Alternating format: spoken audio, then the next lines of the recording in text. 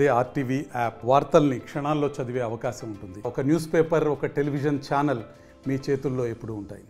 పదే పదే చంద్రశేఖరరావు అంటున్నాడు, కాంగ్రెస్ అధికారంలోకి రాగానే మేము ప్రాజెక్టులను కేంద్ర ప్రభుత్వానికి మేము స్వాధీనం చేసినాం, దీనికి పూర్తిగా బాధ్యత ఈరోజు కాంగ్రెస్ ప్రభుత్వం బాధ్యత వహించాలి, దాంట్లో భాగంగానే మేము ప్రజా ఉద్యమాలు చేస్తామని మాట్లాడుతున్నారు. నువ్వు ప్రజా ఉద్యమాలు చేయడానికి ప్రజల దగ్గరకు పోతే చెప్పు తీసుకొని కొడతారు.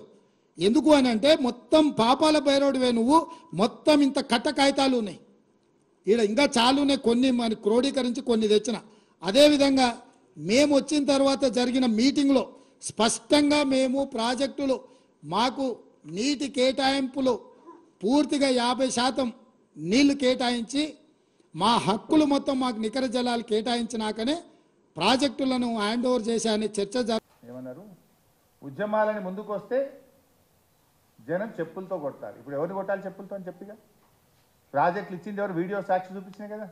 ప్రాజెక్టులు ఇవాళ కేఆర్ఎంబీకి అప్పచెప్పే ప్రయత్నం ఎవరు చేసిండ్రు, మినిట్స్ ఆఫ్ ద మీటింగ్ ఏం చెప్తుంది, మీటింగ్ అయిన తర్వాత ఈఎన్సీలు బయటకు వచ్చి ఏం చెప్పిండ్రు. ఇప్పుడు ఎవరిని జనం చెప్పుతో కొట్టాలి? రేవంత్ రెడ్డి గారు మాకు మాట్లాడరాదా? కానీ మాకు సంస్కారం ఉంది, స్టిల్ మేము సంస్కారంగానే మాట్లాడాలనుకుంటున్నాం. మీరు సంస్కారం తప్పినా, మీరు నోరు జారినా, మీరు మమ్మల్ని రెచ్చగొట్టినా మేము రెచ్చగొట్టుకోదలుచుకోలేదు.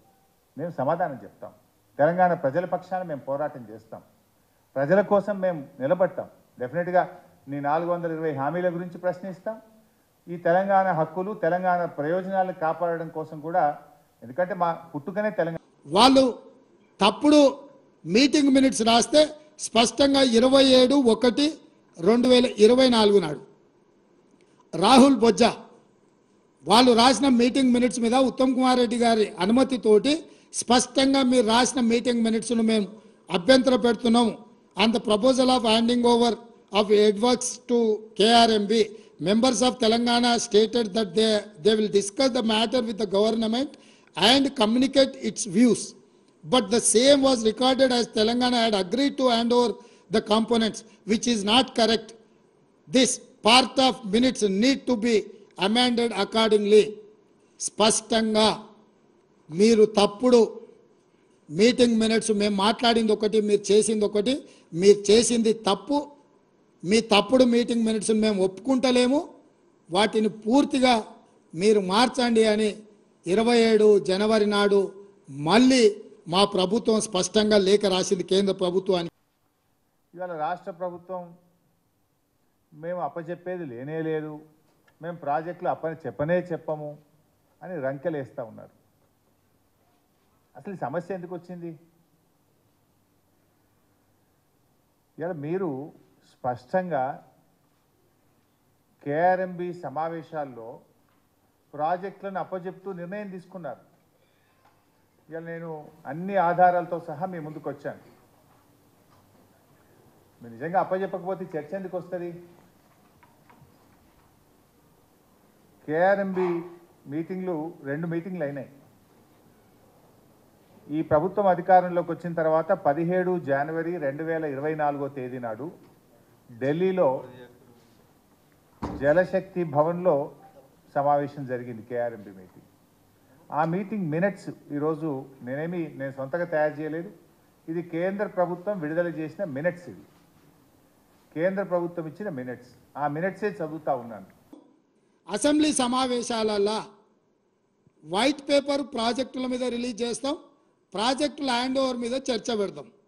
48 గంటలు నువ్వు కోరుకుంటే ఇంకెక్కువ కావాలన్నా తలుపులు మూద్దాం, భోజనాలు అక్కడనే పెడతాం, బట్టలు తెచ్చుకో, మేము వస్తాం, మామ అల్లుడు మీరు ఇద్దరు రాండి, లేకపోతే ఎంబడి కొడుకుని తెచ్చుకోరు, అవతల మీ బిడ్డ ఉంటే ఆమెను కూడా ఉమ్మడి సమావేశాలు పెడతాం. ఒకవేళ చర్చ చేద్దామంటే శాసన మండలి, శాసనసభ ఉమ్మడి సమావేశాలు ప్రత్యేకంగా ప్రాజెక్టుల మీద, జలాల మీద చర్చ పెడతాము. మాకెవ్వరు లేరు, నేను మా ఉత్తమ్ కుమార్ రెడ్డి గారు ఇద్దరమే మాట్లాడతాం. సంబంధిత శాఖ మంత్రిగా వారు మాట్లాడతారు, ముఖ్యమంత్రిగా నేను మాట్లాడతా. చంద్రశేఖరరావు, హరీష్ రావు, తారక రామారావు, కవితారావు, నలుగురు మీరు ఒకరి తర్వాత ఒకరు అలచిపోకుంటే ఎంతసేపు అయినా మాట్లాడదాం, చర్చ చేద్దాం. నీకు చిత్తశుద్ధి ఉంటే, నీకు నిజాయితీ ఉంటే ఈ చర్చలకు రాకుండా ముఖం చాటేయకు చంద్రశేఖరరావు. సో ఆ రకంగా ఇలా వాస్తవాలు ప్రజలు గమనిస్తూ ఉన్నారు. నేను ఒకటే ఈ ప్రభుత్వానికి చెప్పదలుచుకుంది, ఇంకా మిగతా చాలా విషయాలు ఉన్నాయి కానీ అవన్నీ నేను అసెంబ్లీలో తప్పకుండా మేము కూడా ప్రిపేర్ అయ్యి వస్తాం. నిన్న ఇప్పుడు ఒక ముఖ్యమంత్రి గారు మాట్లాడితే, ఒక ప్రభుత్వం మాట్లాడితే గాయగత్తర చేసుడు కాదు. ఇప్పుడు సబ్జెక్ట్ లేని వాళ్ళు గాయగత్తర చేస్తారు, విషయం తెలియని వాళ్ళు విషయం జిమ్మే ప్రయత్నం చేస్తారు, అంతే కదా. ఇప్పుడు బూతులతో బుల్డోజ్ చేయడం కాదు బైసాబ్, విషయాలు మాట్లాడండి, తప్పకుండా మేము సమాధానం చెప్తాం. తప్పైతే తప్పును ఒప్పుకుంటాం, ఒప్పైతే ఒప్పు అంటాం, మంచి పని చేస్తే శబాష్ అంటాం. మాకేం బేసిజాలు లేవు, మాకంటే బాగా పని చేయండి. మీరు 5 ఏళ్ళు మంచిగా ఉండాలనే కోరుకుంటున్నాం. 420 హామీలను చెప్పిన సమయానికి చెప్పిన విధంగా మీరు అమలు చేయాలని మేము కోరుకుంటా ఉన్నాం. మాకేమి మీరు ఫెయిల్ కావాలని కూడా మేము కోరుకుంటలేం, ప్రజలకు మేలు కావాలని కోరుకుంటున్నాం. మీరు ఇచ్చిన హామీలన్నీ అమలు కావాలని మేము కోరుకుంటా ఉన్నాం. కానీ ఇట్లా పట్టపగలు పచ్చి అబద్ధాలు మాట్లాడు, అబద్ధాల పునాదుల మీద మీరు ప్రభుత్వాన్ని నడిపిస్తామంటే మాత్రం మేము ఊరుకోం. డెఫినెట్లీ మేము తగిన సమాధానం చెప్తాం. రేవంత్ రెడ్డి గారు సరిగ్గా ప్రిపేర్ కాలే, ప్రిపేర్ అయితే ఇప్పుడు అడ్డంగా దొరికిపోయి నేను ఒక్కొక్క ఆధారాలతో సహా పెట్టి మీకు కనీసం అసెంబ్లీ కన్నా మంచిగా ప్రిపేర్ అయ్యి రండి, మేము కూడా ప్రిపేర్ అయ్యి వస్తాం. అసెంబ్లీ వేదికగా ఎవరు మంచో ఎవరు చెడో, ఏది నిజమో ఏది అబద్ధమో అసెంబ్లీ సాక్షిగా మాట్లాడుకుందాం. బాగా ప్రిపేర్ అయ్యి రండి, మీ స్క్రిప్ట్ రైటర్లను మార్చుకోండి, మంచిగా ప్రిపేర్ అయ్యి వస్తే మేము కూడా ప్రిపేర్ అయ్యి వస్తాం. మీరు ఏ డేట్ పెడతారో పెట్టండి, అన్ని రకాల చర్చలకు ఎన్ని గంటలైనా మాట్లాడడానికి మేము సిద్ధం. చర్చ జరిగినంతసేపు నువ్వు కూర్చోవాలి, నువ్వు మాట్లాడినంతసేపు ఎంతసేపు అయినా మాట్లాడు, నువ్వు నీకు అనుమతిస్తాము, నిన్ను అభ్యంతర పెట్టము.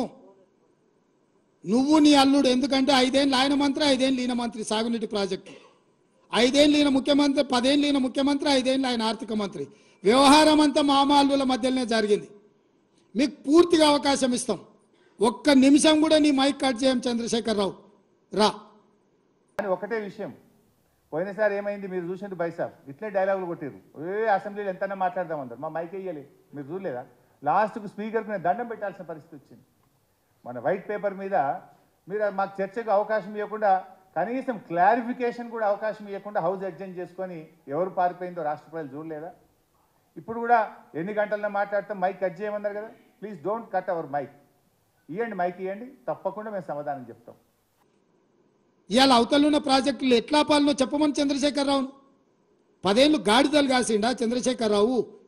12-13 టీఎంసీల నీళ్లు తరలించకపోవడానికి ప్రాజెక్టులు జగన్మోహన్ రెడ్డి కడుతుంటే, చంద్రబాబు నాయుడు కడుతుంటే అడ్డుకోవాల్సింది, కేసులు వేయాల్సింది, ధర్నాలు చేయాల్సింది, నిరసన తెలపాల్సింది, జంతర్ మంతర్లో ఆమరణ నిరాహార దీక్ష చేయాల్సింది వదిలేసి కేంద్ర ప్రభుత్వానికి ఫిర్యాదు చేసి ప్రాజెక్టులను ఆపించే పని చేయకుండా ప్రగతి భవన్లో లేకపోతే ఫామ్ హౌస్లో వండుకొని ఇవాళ ఆయన నల్గొండ జిల్లాకు పోయి నిరసన తెస్తాడంట. విషయంలో ఎవరెన్ని మాటలు చెప్పినా 10 ఏళ్లలో కేసీఆర్ గారి ప్రభుత్వం కేఆర్ఎంబీకి ప్రాజెక్టులు అప్పచెప్పలేదు. కానీ వచ్చిన 2 నెలల్లోనే మీరు అవగాహన రైత్యంతో, తొందరపాటుతో మీరు ఇలా మన తెలంగాణ ప్రాజెక్టులను ఢిల్లీ చేతిలో పెట్టి అడుక్క తినే పరిస్థితి తెచ్చినారు మీరు. Is it not your failure? కానీ దురదృష్టం ఏంటంటే ఆ ఫెయిల్యూర్ను కప్పుకోవడానికి, అంటే ఆ ఫెయిల్యూర్ను, ఒక తప్పును కప్పిపుచ్చుకోవడానికి మరిన్ని తప్పులు చేసే విధంగా ఒక అబద్ధాలు మాట్లాడడం. కేసీఆర్ మళ్ళీ గందరగోళపరిచి మోసం చేయాలని నాటకాలు ఆడుతుండ్రు. నిన్న మన కొడుకు అల్లుడు బిడ్డ మాట్లాడిరుగా, చిన్నగా చూస్తున్నాడు, చిన్నగా రంగంలోకి ఎట్లొస్తే బాగుంటుందని. నువ్వు రావాలి, చర్చ చేయాలి, మేము సిద్ధంగా ఉన్నామని చెప్పి మీ ద్వారా చంద్రశేఖరరావుకు తెలియజేస్తున్నాం. వెళ్ళి ఏం వాదన వినిపిస్తున్నాం, వాళ్ళు అవే మీటింగ్ మినిట్స్ చేయాలా. వాళ్ళు కూడా వాళ్ళు కన్వీనియంట్గా వాళ్ళ పెత్తనం కర్రపెత్తనం చేయడానికి స్వాధీనం చేసుకుందాం అనుకుంటారు. కానీ మనం లేవనెత్తుతున్న సమస్యల్ని వాళ్ళు అర్థం చేసుకుంటలేరు, వాటిని పరిష్కరించాలనుకుంటలేరు. ఇప్పటి దగ్గర నేను చెప్పిందంతా అదే. వాళ్ళు మీటింగ్లకు వెళ్ళాల్సిందే. ఇన్నేళ్ళు కేసీఆర్ మీటింగ్లకు పోకపోవడం వల్ల వాళ్ళు కొట్టుకుపోవాల్సినంత కొట్టుకుపోయారు. ఇప్పటి నుంచి ఏ మీటింగ్ పిలిచినా మేము వెళ్తాం, తెలంగాణ తరఫున బలమైన వాదన వినిపిస్తాం, తెలంగాణ హక్కులను కాపాడుతాం. ఇది ఇంకా మా పాలసీ. Thank you. ఇంకో అబద్ధం ఏం మాట్లాడిండు, కేసీఆర్ స్వయంగా సంతకం పెట్టాడు. ఈ మినిట్స్లో ఎవరెవరు మీటింగ్ అటెండ్ అయినో కూడా ఉంటుంది బైసాబ్, లాస్ట్ పేజ్లో.